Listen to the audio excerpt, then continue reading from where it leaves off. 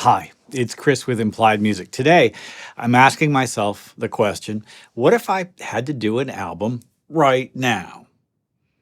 That's not really how it works usually, but it's not a bad question to ask for any composer or musician because self-evaluation, the sort of examination of where I'm at right now, is maybe the single biggest tool to make progress, right? I have to have a real clear picture of who I am, what my abilities are, what my interests are, what my maybe deficits are right now in order to plan what I'm going to do in the future. Also, maybe I'll do an album right now. I don't know. I'm working right now with three different singer-songwriters, producing and supporting them as they, sort of like make their own material. And it's been very exciting to see that process. So today I've got 6 examples of things that I'm actually really pretty interested in. If you're familiar with the channel, I'm pretty sure you'll recognize a lot of them, but let's take a look at them in more detail today.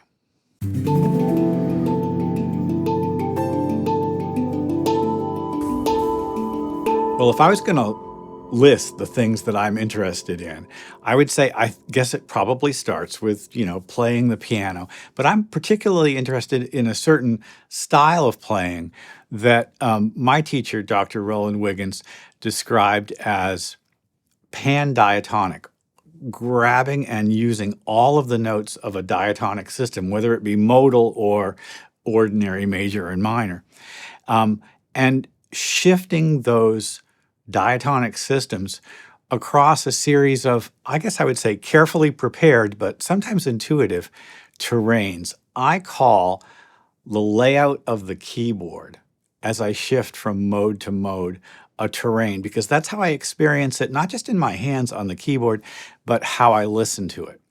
And I use different instrumental forms to express that idea. Instead of kind of going into that in great detail, sort of as a preamble, let's just go right to the beginning and take a look at these 6 examples, because I think each of them sort of exemplifies this concept sort of in a slightly different way. Let's go back to the beginning and take a look. My first example uses a great trick which anybody can use at any time, and it's the hexachord. If you have any diatonic system, let's say this series of 7 tones, and then there's another G on top to make the full scale. All 7 of those tones at once have a slightly edgy, not entirely pleasing sound. But if I eliminate one of the half steps, say, get rid of the F sharp, or I could just as easily get rid of the B or the C, then I get a hexachord or a hexatonic scale. And hexatonic scales actually are fairly pleasing to the ear. Now, as it happens, I can make 2 triads that have all of those notes in them. And that's what I've done here. Adjacent triads from a scale. So the C triad and then the D minor triad. So altogether, a little instrumental form of harmony between those 2.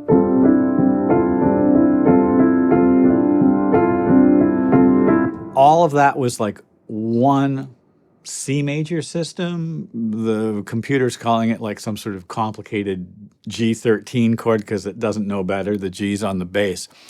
As I move around, I'm going to change my systems. For instance, you can see here what happens. I change the A to A flat, the E to E flat. What am I doing? I'm shifting to, you could think of it as the parallel minor. Okay, I'm going to pick it up halfway through the C, and here's C minor. I've changed terrain.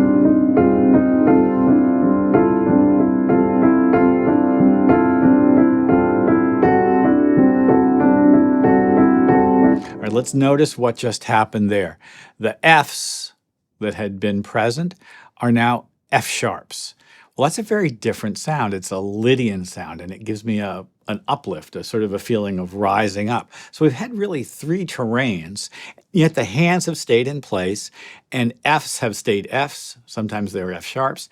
E's have stayed E's. Sometimes they're E flats.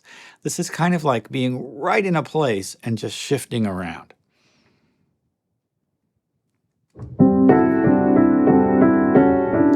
another shift. Now the C is C sharp, sort of like D major. And we're going to keep going, right?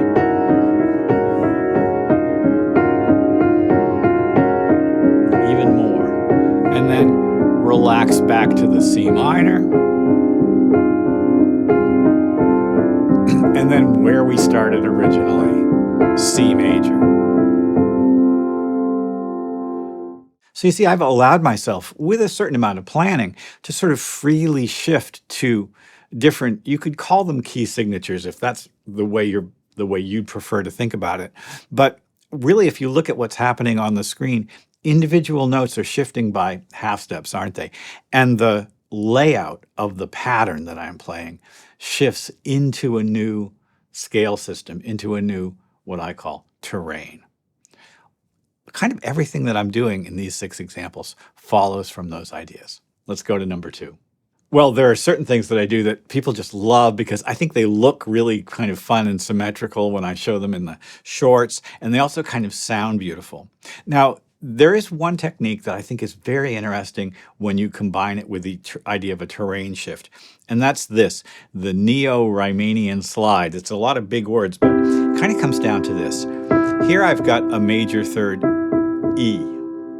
I'm going to keep that E and let it become the minor third of a chord. Well, the minor third of, it says D flat minor here, but I really want to call it C sharp minor because the C became C sharp and the G became G sharp and the E is still E. It's not F flat. This is like, what this screen is doing here is, from my point of view, kind of a travesty. That E, if they're going to spell D flat and A flat, it should be spelled F flat, shouldn't it? If that's a D flat minor chord, like it says here, this should be F flat. Anyway, computers are stupid. You are smarter. C major, C sharp minor. C major, C minor. See this note? It's the minor third of C minor. Let's make it the major third of, it's either B major or C flat minor. All of these chords are C chords. So beautiful.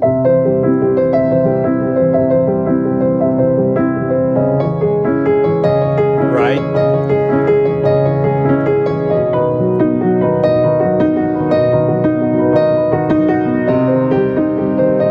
Goes on. So that's what I'm doing here. And it's just a little polyrhythm instrumental form. So those are my chords. Each of them a kind of a C chord. Really just 3. And then a simple little 2 against 3 polyrhythm.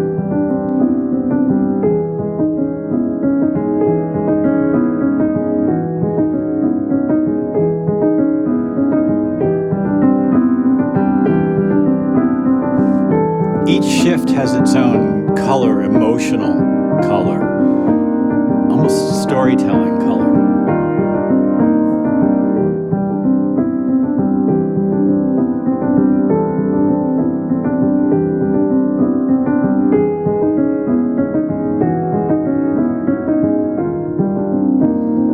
When you use polyrhythms like this, or drumming hands, as I frequently do, you're only hearing 1 or 2 notes simultaneously, but over the course of a few beats, you get to hear all the notes of the system. And that's a conventional thing that I love to do. It's just something that I do again and again. But I'm not averse to using sort of a more normal, pa form or some pattern form. And one of the great chord progressions is in my next example. So let's go on. The Lament Bass. It's a descending bass line, and it goes back hundreds of years in Western music theory, and it's so strong that it can be harmonized any number of ways. As it happens, I'm in F minor here, and a conventional harmonization would be to go to C, right? Stay in the key of F minor, A flat, stay in the key of F minor, maybe it's D flat, minor 7 flat 5, stay in the key of F minor, D flat major. Does this make sense? And then an inverted F. Here's a G7 flat 5, and then C7. So that's what I've sort of That's what I do when I'm improvising, say, in ballet class, but those chords don't have to be true. And I've used different chords here because the bass line is so strong. So reharmonizing that bass line. F minor, and then strangely, D flat minor, dark and beautiful. A flat minor, again, really dark.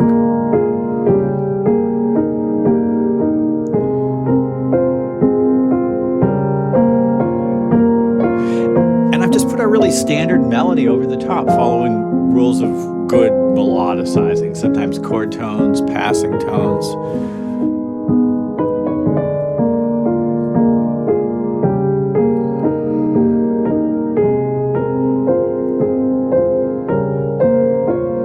I think my affection for this comes out of my love of Baroque music, music of the 17th and 18th centuries. Let's go on. Let me just ask, how many of you noticed that that last example was in 5? Who misses it, right? And I think we could say the same thing for this next example. I love a good 4-chord pop song, but I want to change some of the chords. I want to alter them. One of my favorite alterations is to take the 5 chord in a standard pop progression and turn it into what I call a soft 5, a minor 5 instead of a major. It changes the mode. And here, I think my progression is in 7 on top of everything else. And yet, I don't really miss that extra beat.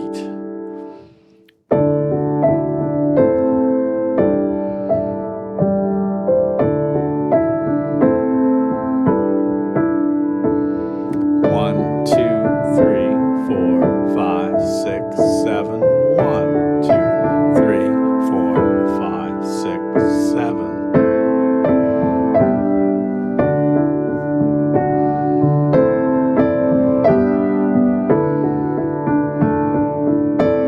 This is a conventional harmonic sound, sort of from moment to moment, but the whole thing has this kind of beautiful tumbling quality. I could hear it in a musical, as an example. Probably not a pop song, maybe not a big pop song anyway.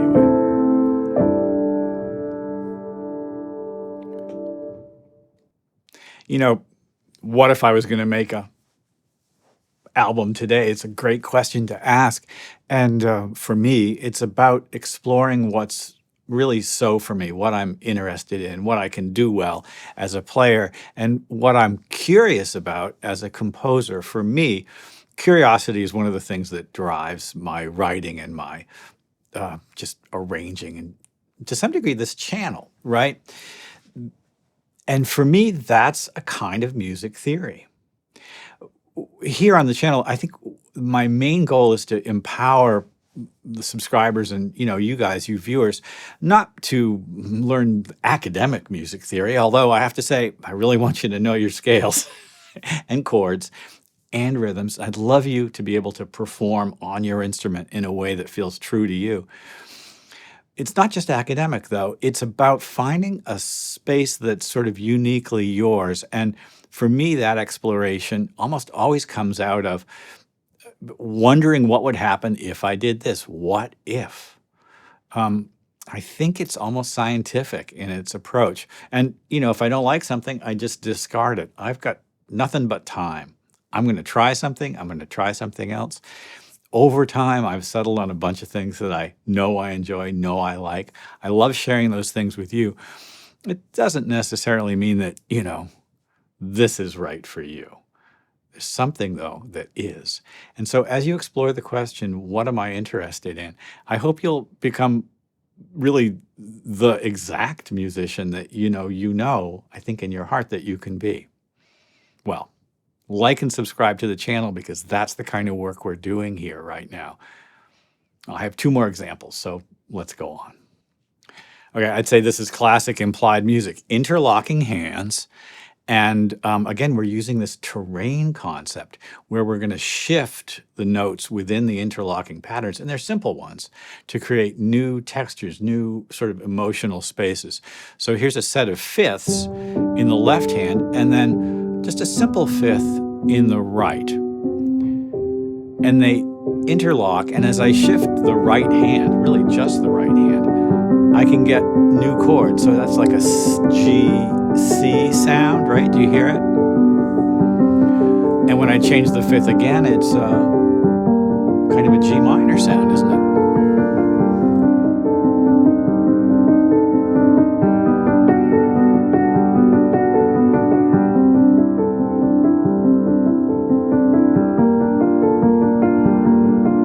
Well, the truth is we could do this with one hand, couldn't we? But it's sort of more fun to do with two. I have videos about interlocking hands and the technique on the channel. If you're interested in doing it, check out some of those. Let's go on to my last example. Well, I don't really mean to make this a finale example, but it does have several of the things that I'm interested in. Interlocking hands, pan-diatonic harmony, terrain shifts, and in this instance, interference of periodicity, where one of the hand's patterns is a length, 3, say, and the other hand's pattern is a different length, 2. So one possibility is 3 and 2, and they kind of interact in an interesting way, creating a longer phrase. Another possibility is 4 and 3. And again, we've got a longer phrase that results from the interaction of those lengths. That's interference of periodicity. So a ninth in one hand, and then a little triad in the middle. This is just 2/3. And you can hear its shifting pattern. Just change the terrain. And you can see it coming. I'm going to change the length of each of those phrases. Now I have 3/4, and it's a longer phrase.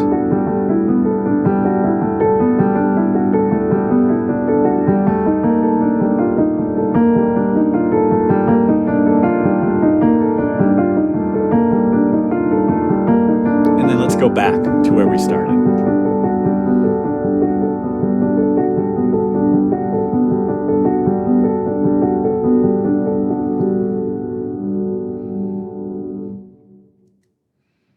You can imagine it takes a little bit of time to practice and kind of get good at playing that sort of thing. But I was very interested, and I began working with this sort of thing, I guess I would just say many years ago. And so now I'm fairly comfortable with these things. And there's probably things that are like that in your playing as well. I will say that for many years, as I was exploring these ideas, I discounted them to some degree. I sort of thought, oh, they're less than, or just not that interesting. But I have to say now, with, I guess, just sort of like fewer cares as I'm older, I just don't care that much anymore. I will allow myself to just be enchanted, I guess is the word I would use, by this sound. I think it's just a lot of fun for me. So what if I did an album right now? It would probably be a lot like those last two pieces. Well, I hope this has been interesting and useful for you. As I asked, please like and subscribe to the channel. And ding the bell to be notified when I do new videos. I'll see you next time.